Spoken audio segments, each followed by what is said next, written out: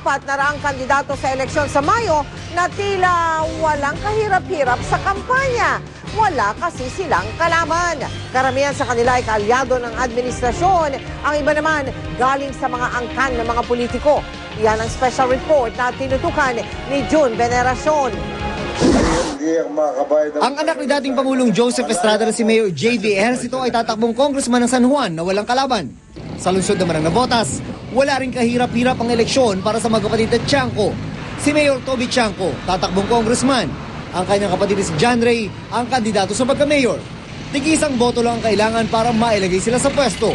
Sa datos na nakalap ng GMA News Research, 468 ang kabuang bilang ng mga kandidatong walang kalaban sa Mayo. Karamihan sa kanila ay mula sa Administration Party, Lakas Kampi, CMD. 8 unopposed candidate sa pagkakongresista ay kaalyado ni Pangulong Arroyo, kabilang si dating Agriculture Secretary Arthur Yap. Kaya may mga kasanggan agad si Ginang Arroyo sa Kongreso kapag nanalo rin siya sa Mayo. Matunog pa naman ang usapang target niyang maging Speaker of the House. Sa bilang na 468 na mga kandidatong walang kalaban, 180 ay mula sa mga munisipalidad. Halos kalahati ay nasa ARMM kung saan may mga unopposed ticket. Ibig sabihin, mula mayor pababa ay walang kalaban. Sa lugar din na ito, armas ang kadalasang sukatan ng kapangyarihan. Karamihan din sa mga walang kalabang kandidato mula sa tinatawag na political families. It's a source of major concern dahil demokrasya yung pinili natin. Ang ibig sabihin ng demokrasya, isang hallmark nito yung karapatan natin na magpalit-palit ng leader. Dagdag pa ng political analyst si Dr. Clarita Carlos, may mga unopposed na kandidato dahil pera ang dahilan. Masyado na kasing naging napakagastos ng ating eleksyon.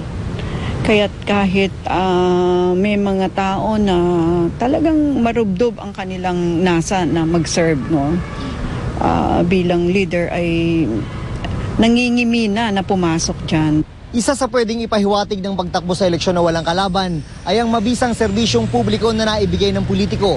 Pero sabi ng ilang eksperto, mas mabuti pa rin kung may pagpipilian dahil dito masusukat kung sino talaga ang gusto ng mga tao. June Veneracion, Nakatutok, 24 Oras. Unti-unti pong nauuso ngayon dito sa Pilipinas ang tinatawag na beatboxing.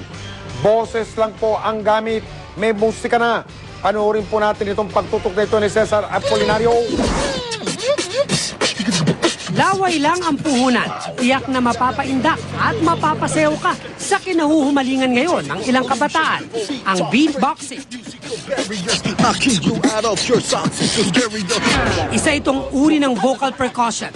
Ginagaya ang pinagsamang tunog ng drums, turntable at iba pang instrumento at sound effects.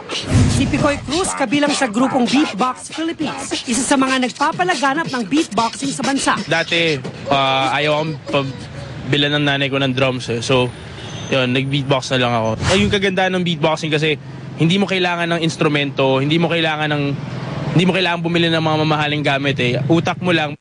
Unti-unting lumalawak ang komunidad ng mga seryoso sa beatboxing dito sa Pilipinas. Isa sa mga kasapi nito, ang singer na si Carlo David ng vocal group na Acafellas.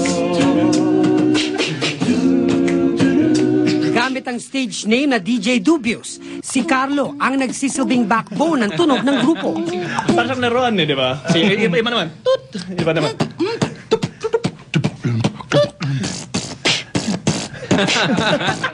Basic things that you have to know with beatboxing. 3 things lang yan. The bass, which is represented by the letter B, the hi-hat represented by the letter T, and the snare represented by P.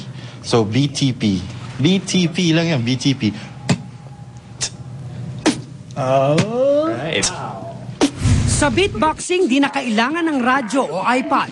Boses lang ang puhunan, may musika ng kasaling. Cesar Apolinario, Nakatutok, 24 Oras. Susunod!